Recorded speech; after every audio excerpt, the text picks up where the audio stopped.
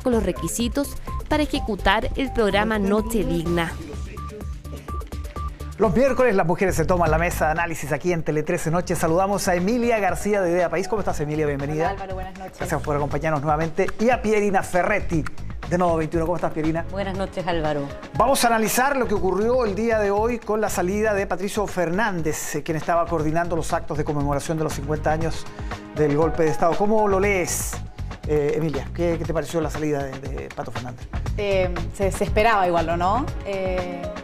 Con toda la presión que hubo, sobre todo el lunes, creo que su salida era inminente. A mí me llama la atención que a 2 meses de una fecha tan importante para el relato político de este gobierno, como que no está claro cuál va a ser el tono que va a adoptar su conmemoración.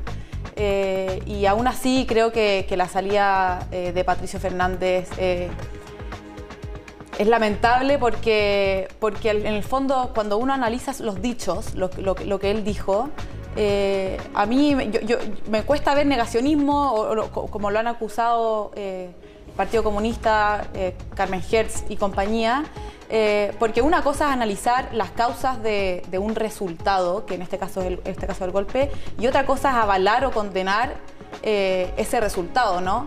Y yo creo que cuando hablamos de negacionismo es súper importante ver cómo llegamos a que exista este quiebre democrático ese 11 de septiembre, para así nunca más volver a repetir aquellas circunstancias que causaron este quiebre democrático. Entonces, yo creo que es lamentable que el Partido Comunista y ciertos sectores de la izquierda quieran imponer una visión sobre algo que hasta el día de hoy, y como es la historia, que se sigue reescribiendo todos los días, y creo que eso es súper peligroso para la democracia.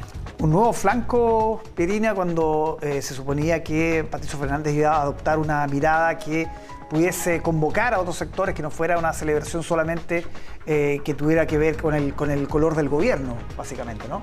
A ver, yo creo que acá hay un problema más de fondo, que tiene que ver que una persona que ocupa un rol que tiene que ser articulador de distintos sectores, no cumple esa función cuando una parte importante de los sectores incumbentes, en este caso en la conmemoración de los 50 años del golpe, esta persona encargada de articular no logra, ¿cierto?, conectar, no logra articularse, no logra, digamos, generar relaciones políticas de confianza, de diálogo, y creo que en ese sentido la relación tensa que se mantuvo con las organizaciones de derechos humanos es un elemento que hay que tener en consideración, ¿ya?, de esta salida y también del rol que está llamado a jugar la persona que coordina las actividades, y creo que sí tiene que ser una persona transversalmente reconocida, tanto por organizaciones de derechos humanos, como por los actores políticos, como por sectores de la sociedad civil, que van a ser... ¿No cumplía el perfil? Me parece que no, me parece que efectivamente es una figura que desde que fue nombrada causó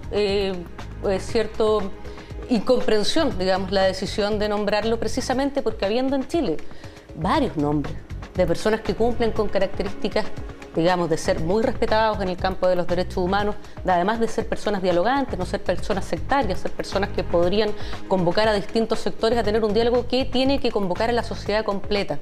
La sociedad completa incluye, por cierto, y en un lugar particular, destacado, a las víctimas de las violaciones de los derechos humanos, familiares, sobrevivientes, y también a las organizaciones de derechos humanos. No son cualquier cosa. Si no fuera por esas organizaciones no estaríamos donde estamos.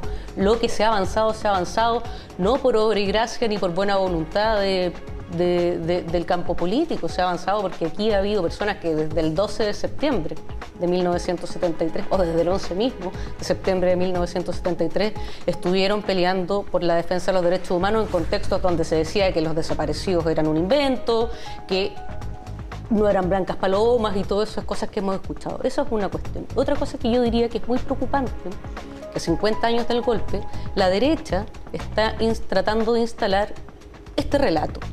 Chile estaba en una situación de crisis tal que era inevitable el golpe. Entonces, evitemos, ¿cierto? Lo que hay que evitar es la polarización, lo que hay que evitar, digamos, es la confrontación política a tales niveles, porque entonces conversemos entonces de cómo estaba Chile. Y eso es justificar el golpe.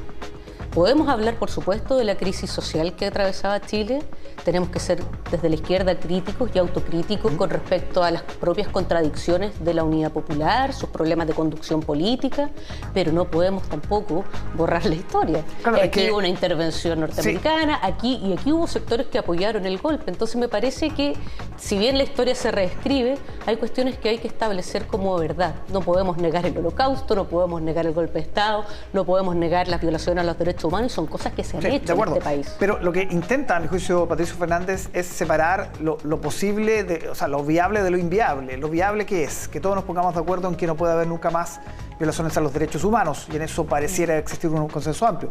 No va a poder de aquí a 2 meses Patricio Fernández, ni el que lo suceda, llegar a un acuerdo con todos los partidos políticos para decir si el golpe se justificaba o no, o si estaban las condiciones o no. Me parece que por ahí va también la discusión, Emilia, ¿no? O sea, a mí me parece un poco preocupante cómo se tergiversa un poco lo que dice Patricio Fernández, pero también varios actores que me imagino Pierina se refiere cuando habla al sector de la derecha. O sea, yo creo, hace tiempo, hace años, creo que yo no escucho algún político de derecha que llamemos sensato justificar la violación a los derechos humanos. Creo que ahí hay un acuerdo transversal de que esto en ningún caso es justificable, ni aunque hayamos tenido un gobierno de la Unidad Popular que en su minuto se declaró por la Cámara de Diputados que no era democrático. Entonces, creo que seguir trayendo a colación ese argumento es querer tapar el sol con un dedo, porque eso es también negacionismo cuando la izquierda no quiere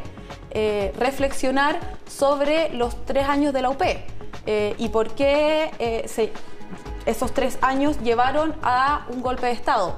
¿Eso significa que uno justifica el golpe de Estado? En ningún caso. En ningún caso, ni por todas las causas que puedan haber existido esos 3 años antes, uno puede justificar un golpe de Estado. Pero otra cosa muy distinta es decir que nada sucedió antes en esos 3 años, que no sembró este quiebre democrático. Y creo que no solamente para este caso un puntual de Patricio Fernández, sino que si es que queremos efectivamente mirar hacia el futuro y tener reparación y un consenso en cuanto a bases democráticas y límites que no se pueden cruzar, es súper importante que la izquierda no olvide y se sume a este proceso reflexivo de no solamente del 73 hacia adelante, sino que del 70 al 73 también. Y creo que ahí la izquierda ha estado muy al debe. Pierina. A ver, varias cosas. Yo creo que, primero, no se le puede llamar negacionismo a cualquier cosa. Creo que ha sido un problema que a Patricio Fernández se lo haya acusado de negacionista en base a esa entrevista. En esa entrevista no hay, digamos, elementos para poder calificarlo de negacionista. Lo que hubo ahí es una imprecisión que Álvaro la repite ahora en su pregunta. Y por eso, y porque hubo una imprecisión, el entrevistador, que es Manuel Antonio Garretón, tuvo que salir a precisar precisamente los dichos, y Patricio Fernández secunda esa precisión, que es separar el golpe de las violaciones a los derechos humanos. Y lo que está tratando de instalar una parte de la derecha es decir, todos condenamos los derechos humanos. Por Dios, es un mínimo civilizatorio demasiado mínimo para conformarnos con eso. Condenar las violaciones a los derechos humanos. ¿Quién no va a condenar las torturas? Todos sabemos los métodos de tortura que se emplearon. Es muy básico estar en contra de eso. Lo que no hay acuerdo, y es muy preocupante, es el golpe de Estado. No se puede separar una cosa de la otra. ¿Y cómo no vamos a poder tener un consenso respecto a que un golpe de Estado no es la salida para una crisis política? Uruguay acaba de conmemorar 50 años también, sí, con el espectro político completo condenando el golpe de Estado, y eso en Chile no se ha dado. Hace pocos días una diputada republicana está reivindicando la figura de Pinochet como un presidente. El candidato por el que toda la derecha se cuadró en segunda vuelta, todos los 11 de septiembre pone un tuit celebratorio del 11 de septiembre. Eso es negacionismo. No se le puede llamar negacionismo a que sectores de la izquierda no estén disponibles para revisar críticamente su pasado, y yo en eso concuerdo. Hay que mirar críticamente, y la propia izquierda lo ha hecho al tiro. Hay textos muy tempranos de Tomás Mulián, por ejemplo, de Manuel Antonio Garretón, cuando eran jovencitos, analizando con mucha dureza la Unidad Popular. Pero tenemos que ocupar con precisión los términos. Yo creo que el término negacionismo tiene una precisión histórica y conceptual, no se le puede llamar a cualquier cosa negacionismo. Entonces me parece que aquí hay un problema, ¿entiendes? Sí. Que no hay una condena transversal de todo el espectro político del golpe de Estado, y el día de hoy tenemos representantes de la derecha, de la extrema derecha, reivindicando a Pinochet como estadista. Por Dios, en ese nivel tenemos la conversación. Sí, solo quiero decir que más allá de una imprecisión son las visiones que planteó Patricio Fernández, que me parece válida también respecto a un debate histórico en el que no nos hemos podido poner de acuerdo en 50 años, nada menos. Para finalizar, muy breve, les quiero preguntar, ¿en qué pie queda ahora? Porque tiene que nombrar a un coordinador, quedan 2 meses, todavía no sabemos cuál va a ser el relato. ¿En qué pie queda ahora el gobierno con eso? Sí, de hecho, yo creo que le tengo la misma pregunta a Pierina, dada su respuesta, la primera respuesta que diste, con respecto a cuál sería entonces el perfil que está buscando el Partido Comunista y las organizaciones que defienden los derechos humanos, porque a mi parecer, lo que dijo Patricio Fernández, y tú misma lo dijiste, no es negacionista, es solamente una imprecisión que luego fue precisada, pero no es negacionista. Entonces, estamos hablando de un sector político súper importante en el espectro político, como es el Partido Comunista, en que al parecer tiene la primera y la última palabra y están buscando a alguien completamente a su pinta. Entonces, ahora, si tú me preguntas, no tengo idea cuál podría ser el perfil que le gustaría al Partido Comunista que pueda dialogar, como bien dice Pierina, con todos los otros actores políticos. Es el desafío. Si es que el Partido Comunista pone un personaje que es de su gusto, me imagino que será un personaje que difícilmente podrá dialogar con los otros sectores políticos que quieren sumarse a esta reflexión de los 50 años. Preguntame a Pierina, muy breve, ¿cómo se resuelve esto? Mira, primero me gustaría desenmarcar esto del Partido Comunista exclusivamente. Hubo más de casi 200 organizaciones que firmaron la carta pidiendo la renuncia de Fernández. Es imposible calificarlas como satélites del Partido Comunista, no es así.